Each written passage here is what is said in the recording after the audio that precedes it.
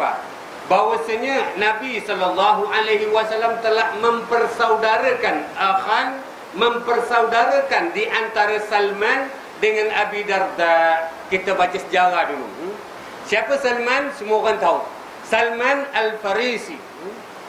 Kenapa disebut Salman Al-Farisi? Kerana asalnya dia orang Parsi. Satu negara yang terkenal dahulu namanya Isfahan. Sampai sekarang orang-orang Parsi masih lagi menggunakan label Isfahan. Yang di sana ada sebuah kampung yang bernama Jiyun, yang mana di Iran sekarang ni, ya tak? Yang mana lahir seorang budak yang bernama Salman. Dan beliau ini, kalau kita lihat sejarah orang-orang Parsi ni, Majusi, captain, chief daripada Majusi pada zaman Nabi. Orang yang paling kuat menyembah api, patung, matahari, macam-macam. Orang Parsi itulah. Jadi kita lihat satu sejarah menunjukkan kepada kita, Nabi SAW pernah mempersaudarakan seorang yang bernama Salman. Yang mana budak kecil ini, kalau kita membaca sejarah di Parsi ni, walaupun dia orang Majusi, tapi tu budak yang cerdik. Dia tak erti duduk diam. Dia suka cari kebenaran.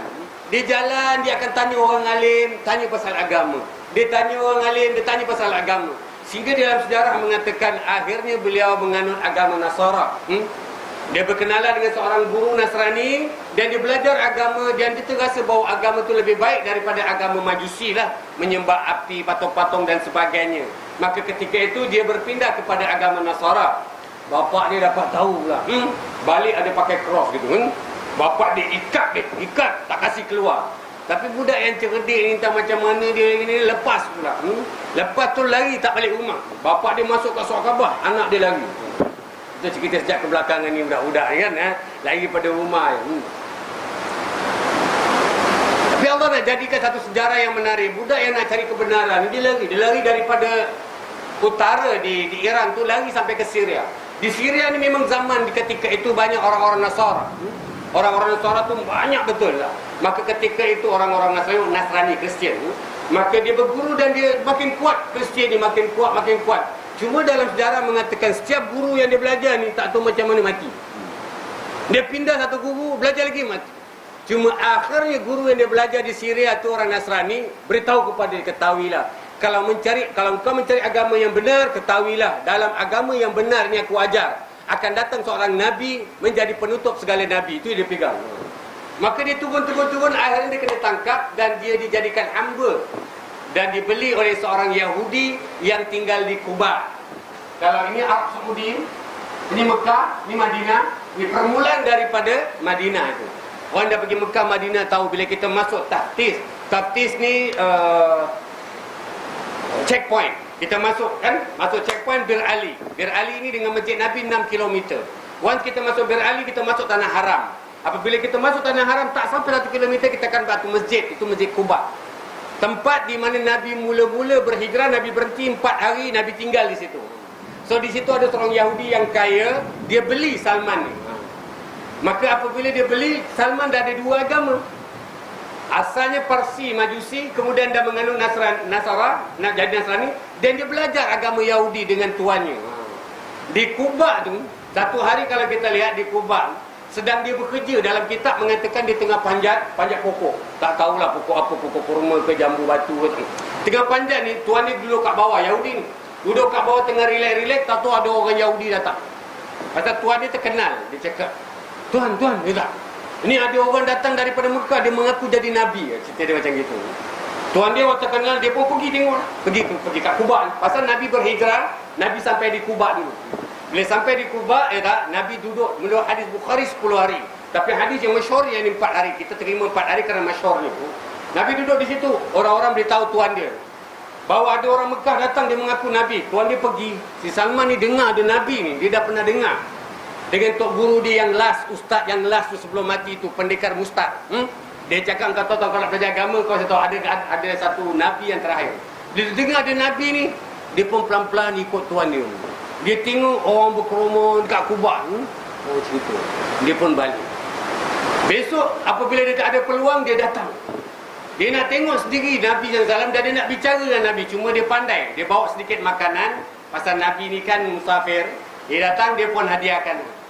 Dia kata, Tuan, ini saya ada sedikit makanan ni kan.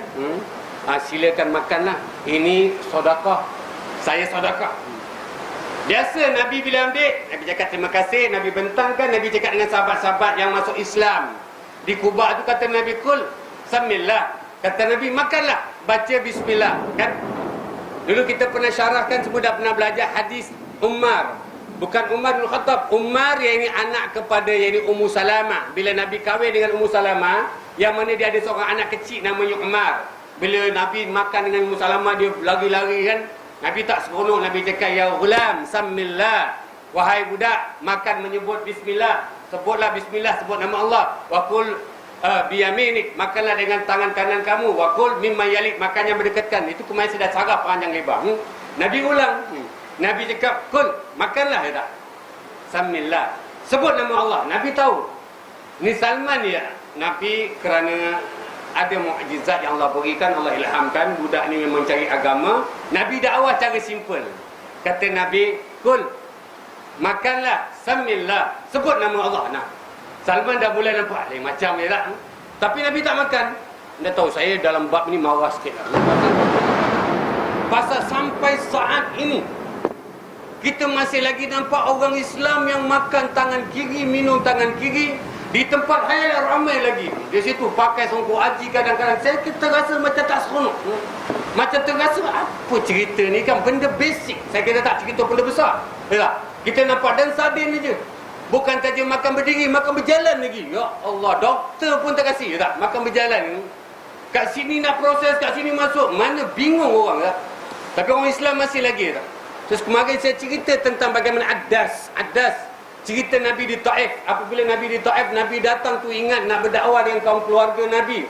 Tapi orang tak terima, lempar batu lagi ya. Bila Nabi duduk di dalam satu kebun, ya tak, yang kepunyaan Rabi'ah, Utbah bin Rabi'ah, ya tak, dan Syaibah bin Rabi'ah, dua beradik kebun kurma itu. Nabi duduk di dalam, kemudian tiba-tiba datang yang ini Adas, seorang yang ini hamba negro, ya tak. Dia kasih makan, ya tak. Dan Nabi baca bismillah. Bismillah ni boleh dakwah, boleh dakwah. Adas masuk Islam. Orang Taif tak masuk Islam pun, satu pun tak masuk ketika itu, tak masuk. Tapi seorang hamba saya dia masuk Islam. Tak? Kerana dengan dakwah Nabi bismillahirrahmanirrahim. Kita orang Islam ya tak. Cubalah buat benda-benda yang basic, makan dengan cara yang baik, makan tangan kanan, minum tangan kanan, tangan kiri. Ini kata Nabi, la ta'kulu bishimal. Jangan kamu makan dengan tangan kiri. Fa inna syaitan ya'kulu bishimal. Kerana syaitan makan dengan tangan kiri ya tak. So kita nak jauhkan daripada syaitan, tiba-tiba ikut pula perangai syaitan. Balik pada cerita ni. Bila Nabi bila Salman mengatakan, makanlah tuan, saya bawa sedikit makanan, ya tak? Ini sedekah. Kira nak macam nak buat baik. Nabi cakap, kul samillah. Makanlah, sebut nama Allah. Tapi Nabi tak makan. Salman tengok, macam dia tadi dah cakap bismillah tapi tak makan pula, ya tak? Salman diam, dah habis. Besok Salman datang lagi, tak puas hati. Pasal Nabi ni tidak makan harta zakat. Nabi tidak boleh makan sedekah. Kata Nabi, la yahillu li ali Muhammadin minha syai'un. Tidak halal harta-harta zakat dan sedekah kepada Nabi Muhammad dan keluarganya, tak boleh. Dibawakan kisah bagaimana Hasan, cucu Nabi ketika itu masih kecil lagi. Hasan cucu Nabi ni balik pada masjid, jalan kat pasar. Jalan kat pasar, orang-orang kasih lah. Budak kecil bawa satu kurma ni sampai depan pintu, mak nak masuk, Nabi pegang tangan dia. Nabi cakap, Hasan, ini sedekah ke zakat ke hadiah? Nabi tanya. Kita bapak-bapak ni berapa banyak kali jaga anak kita makan, bawa balik pada kedai kan, beli barang. Berapa kali tanya halal ke tak halal? Tak. Kadang-kadang season no feeling. Tak kisah je. Bukan anak-anak, kadang bapak sendiri pun sama juga. Dia main seronok tengok selera. Ada pergi sengsiong kan. Alamak selera ni. Tak ada nak pergi cek ada halal ke, ingredient dia apa ke, tak pernah gitu. Tapi Nabi ni jaga betul, tak?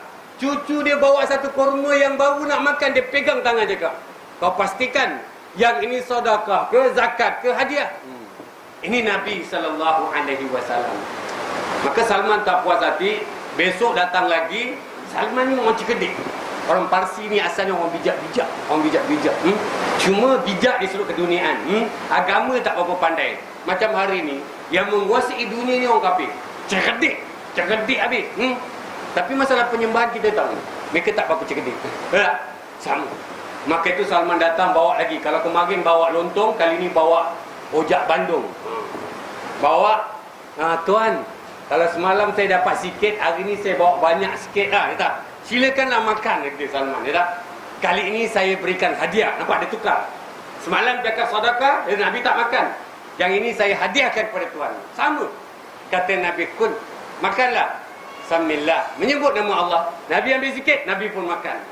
Salman confirm, ini memang Nabi yang kemarin Pendekar Musta cakap, kalau kau nak cari agama, adanya satu Nabi yang menjadi pelengkap Nabi. Dia tak tahu daripada mana, tak? Tapi tanda-tanda kenabian tu dah ada.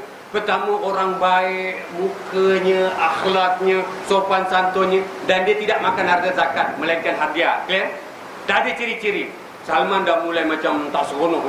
Ini nak lari, tak boleh, pasal Nabi 4 hari saja di Kuba. 4 hari. Lepas 4 hari Nabi bikin Masjid Kuba, Nabi mulai masuk ke Madinah. Di Kuba, Nabi mulai masuk ke Madinah. Jadi Salman tunggu-tunggu, Nabi dah tak ada lagi. Dia pun rimas ni, tauke aku ni pula Yahudi. Mau tak mau dia nekat, dia lari. Dia lari pergi Madinah nak jumpa Nabi. Kebetulan di Baqi'. Baqi' ni tempat perkuburan, Maqbarah Al-Baqi'. Perkuburan Baqi', Nabi sedang mengurus jenazah. Dia pun datang tengok, terselak yang ni baju Nabi. Ada, wallahualam, ada tanda kenabian yang tadi Pendekar Musta dah cakap. Dia tengok, confirm. Habis turun jenazah, dia tak cakap banyak. Dia pergi tempat Nabi, dia cerita, aku ni daripada Parsi, begini. Last, katanya aku nak masuk Islam. Dan dia bersyahadat. Salman Al-Farisi ni masuk Islam. Dan apabila dia masuk Islam, Nabi suruh dia balik. Dia cakap, aku tak nak balik, ni Yahudi, aku pun tahu okey tak. Nabi cakap, balik, akan aku usahakan untuk menembus kamu. Nabi kumpul duitnya sahabat. Nabi tebus dengan tauke. Dia cakap, berapa kau beli dulu? Berapa? Kita up lagi. Kau beli 1,000, kita bayar 2,000. Aku tebuskan dan dimerdekakan Salman. Maka Salman duduklah yang ini di Madinah. So asal cerita ni kalau anda lihat, akhan Nabi sallallahu alaihi wasallam baina Salman wa Abi Darda. Nabi mempersaudarakan yakni Salman dengan Abu Darda, kan? So macam mana dia boleh sampai masuk Islam dan sampai di Madinah? Ceritanya begitu. Kemudian saya nak panjangkan sedikit. Kemarin waktu saya ceritakan tentang peperangan Khandaq. Peperangan Khandaq berlaku sekitar tahun 5 Hijrah. Lebih kurang begitu, panjang. Asalnya peperangan Ahzab. Tapi teruknya Ahzab ni kan bersekutunya semua puak-puak Arab Quraisy, bersekutu dengan puak-puak Arab Madinah, Ghadafan, macam-macam. Bersekutu dengan 3 puak yang besar di kalangan orang Yahudi, kaum Nukat, Nadir dan Bani Quraizah. Anda bayangkanlah, kira bukan saja satu negeri, macam-macam bersekutu. Itu yang dinamakan peperangan Ahzab, peperangan daripada puak kafir yang bersekutu. Bermula peperangan itu peperangan Khandaq. Khandaq ni parit yang memberikan idea supaya buat parit yang saya sebut parit itu panjang itu 6 km daripada Aus sampai Bani Tur, ya? Daripada 2 gunung tu di antara timur dan barat Madinah. Dan lebar dia itu, kuda yang paling champion pun dekat race course pun tak boleh lepas. Kalau kuda dah termasuk dalam, memang tak boleh naik balik. Macam gitulah, kemarin kita cerita panjang lebar. Orang yang kasih idea supaya buat ini parit ini Salman Al-Farisi. Kenapa? Kerana dia ini orang Parsi. Orang Parsi ni memang hebat dalam peperangan. Dia ada macam-macam taktik. Lebih kurang ceritanya macam gitulah. Cuma saya nak tambah di sini, Salman ni di antara sahabat Nabi yang Nabi terasa mulia. Hebat orang ni, hebat. Walaupun daripada Parsi, tapi sejarah dia cari agama ni daripada muda ni, sampai ke Madinah dan dia betul taat apabila Islam betul-betul. Sampai Nabi mengatakan, Salman minna. Salman di kalangan golonganku, macam keluargaku. Lepas itu Ali bin Abi Talib menganggap bahawa Salman Al-Farisi ini adalah Luqmanul Hakim pada sahabat Nabi sallallahu alaihi wasallam. Hebatnya Salman sampai beliau dijadikan amir di Madain. Madain ni di antara yang ini Madinah nak sampai ke ini Syam. Sekarang Madain Saleh.